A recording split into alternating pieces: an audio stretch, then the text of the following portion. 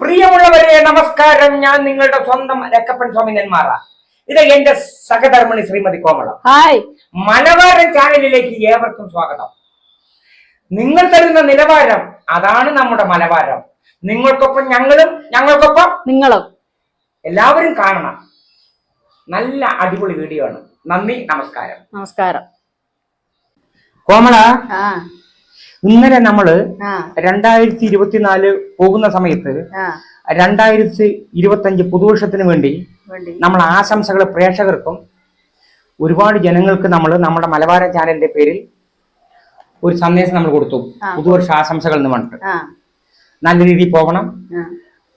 ഒരു വിപത്തോ അല്ലെങ്കിൽ ഒരു അത്യാപത്തോ അത് കൂടാതെ പുതുവർഷ ആഘോഷം അതിര് കവിഞ്ഞാൽ പല വിഷമങ്ങൾ ഉണ്ടാകും എന്നുള്ള തരത്തിൽ നമ്മൾ സൂചിപ്പിച്ചു.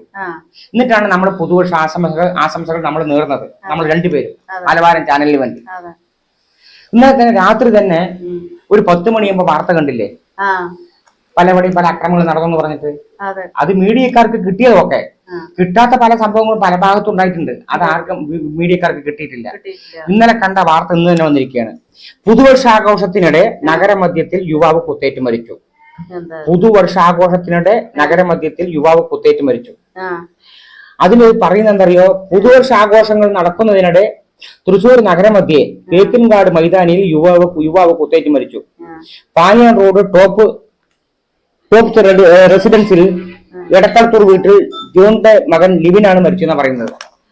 അതില് 10, 15, 16, 14 പറയുന്നു മക്കൾ ചെയ്തു എന്നാ പറയുന്നത്. നമ്മൾക്കൊണ്ട് കുട്ടികളല്ല. ഇത് ഏറ്റവും കൂടുതൽ ന്യൂ ഇയർ, ക്രിസ്തുമസ്, തിരുവോണമൊക്കെ വരുമ്പോ മദ്യം, ലഹരിയാണ് അവിടെ ഏറ്റവും കൂടുതൽ ഉപയോഗിക്കുന്നത്. അതാണ് ഏറ്റവും കൂടുതൽ. ശരിയല്ലേ? നമ്മൾ ഇന്നലെ വീട്ടില് നമ്മൾ 11 പേര്, മക്കളും പേരമക്കളടക്കം, കേക്ക് കൊണ്ടുവന്ന് മുറിച്ച് വീട്ടിനകത്ത് ചെയ്യുമ്പോ ഇവിടെ വല്ല അലമ്പുണ്ടാ? ഇതുപോലെ ഓരോ കുടുംബക്കാരും ചിന്തിക്കുകയാണെങ്കിലോ, നാട് നേരെയെന്ന് മാത്രമല്ല പോലീസുകാർക്ക് പണി ഉണ്ടാവില്ല.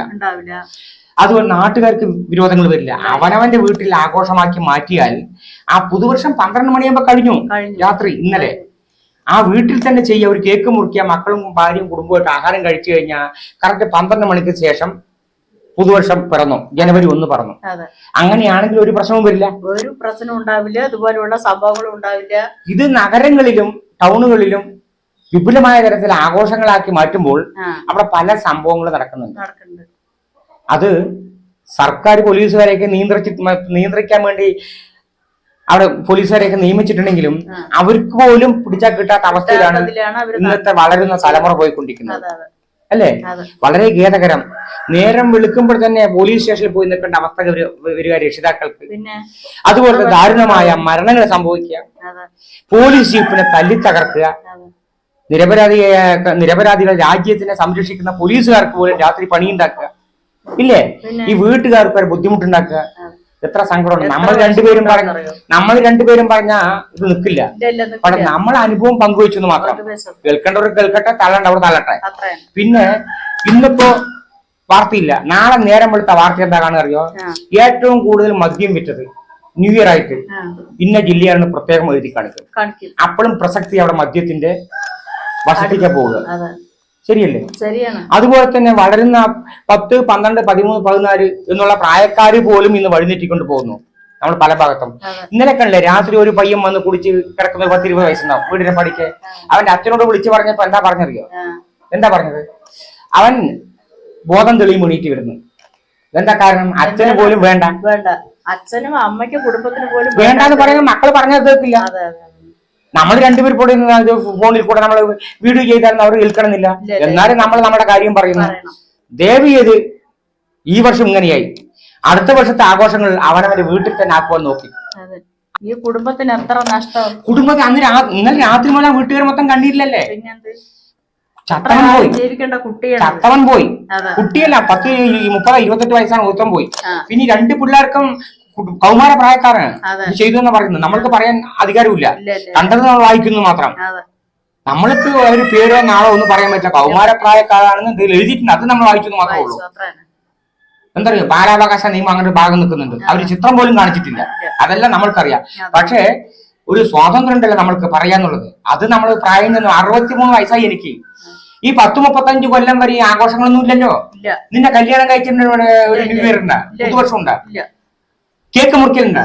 ഇതൊക്കെ ഈ അടുത്ത കാലത്ത് വന്നത്. അതെ, ഈ ഒരു 10-15 ഈ അടുത്ത കാലത്ത് വരുന്ന ഏത് പരിപാടി ഉണ്ടോ വെറുതെ നാശകാലത്തേക്ക് പോയിക്കൊണ്ടിരിക്കുന്നത്. അതെ. ഡിപ്പാർട്ട്മെന്റ് ഇതിന് ചില കടിഞ്ഞാണുകൾ ഇറങ്ങി വരും. സർക്കാർ അതാത് ആഘോഷങ്ങൾ വീട്ടിൽ നടത്തും. ഓണം നമ്മൾ വീട്ടിൽ നടത്തുന്നു, വിഷു നമ്മൾ വീട്ടിൽ നടത്തുന്നു. പൊതുസ്ഥലങ്ങളിൽ എത്ര കാര്യമാണ്, എത്ര പോലീസുകാർ നിയന്ത്രിച്ചാലും നിൽക്കില്ല, പിന്നെയും അവിടെ ദുരന്തങ്ങൾ ഉണ്ടാവുള്ളൂ, ഇല്ലേ? അത് സർക്കാരിന്റെ ഭാഗത്തു കൂടി വേണം കടിഞ്ഞാണിട്ട് നിർത്തേണ്ട വിധത്തിൽ. ഇതെന്ത് പറഞ്ഞാലും വളരുന്ന പിള്ളേർ മൊത്തം ലഹരിക്ക് അടിമയായി. 18, 17, 20 ഇങ്ങനെ പോയി അന്ന് പറഞ്ഞിട്ട് കാര്യമില്ല. ഇങ്ങനെ ആ ചെക്കൻ കിടന്നപ്പോ പറഞ്ഞപ്പോ അച്ഛൻ നിങ്ങൾ ഉണ്ടായിരിക്കും അവൻ വേണേ വരുന്നു. എന്താ പറയാ, അച്ഛന് പോലും വേണ്ട. വരുമ്പോ ആ പിള്ളേർ അങ്ങനെയാണ് വഴിതെറ്റിപ്പോയി. അപ്പോ നമുക്ക് കൊടുക്കാനുള്ള നിർദ്ദേശം, ഇനിയുള്ള കാലഘട്ടങ്ങളിലെങ്കിലും ഇപ്പൊ നാളെയും പല വിശേഷങ്ങളൊക്കെ വരും. ഈ ലഹരി എന്ന സാധനത്തിനെതിരെ പോലീസുകാരെ കൊണ്ട് മാത്രം കഴിയില്ല, കുടുംബക്കാർ വിചാരിച്ചാൽ സാധിക്കില്ല. മാഷമാര് പറഞ്ഞാൽ കേൾക്കാത്ത മക്കളാണ് ഇന്ന് വളരുന്നവര്, അല്ലേ? അത് എങ്ങനെയെങ്കിലും ഈ ഭൂമിയിൽ നിന്ന് ഇല്ലാതാകാനുള്ളതായ ഒരു സംവിധാനം നമ്മൾ കൂട്ടത്തോടെ കുടുംബക്കാരും മക്കളും അതുപോലെ തന്നെ അധ്യാപകരും പോലീസുകാരും കൽപ്പിച്ചു കൂട്ടി നിന്നാ നടക്കും. അല്ല നടക്കും. ഒരു കാലത്ത് എന്റെ ഈ പ്രായത്തിലൊന്നും ഈ ലഹരിയൊന്നുമില്ല. എന്റെ ഈ പ്രായത്തിൽ അന്ന് പറയുന്ന കള്ളാണ്, അത് കുടിച്ചാലൊന്നുമില്ല. ഇന്ന് എന്താ കാലത്തിന്റെ പോക്ക്? അതിനെപ്പറ്റി ഒന്ന് സൂചിപ്പിച്ചത് മാത്രം. പുതുവർഷം കഴിഞ്ഞു, ഞങ്ങൾ ആഘോഷിച്ചു ലളിതമായ തരത്തിൽ. ആ ഒരു വാർത്ത ഞങ്ങൾ ഇന്നലെ തന്നെ നിങ്ങൾക്കൊരു സന്ദേശം തന്നു. ഒരു സന്ദേശം കൂടി തരുന്നു, എല്ലാം നല്ലത് വരട്ടെ എന്ന് മാത്രം. സ്നേഹത്തോടെ വാത്സല്യത്തോടെ മലബാരൻ ചാനലിന് വേണ്ടി നിങ്ങളുടെ സ്വന്തം രക്കപ്പൻ സ്വാമി നെന്മാറ, എന്റെ സഹധർമ്മിണി ശ്രീമതി കോമളം. നന്ദി, നമസ്കാരം.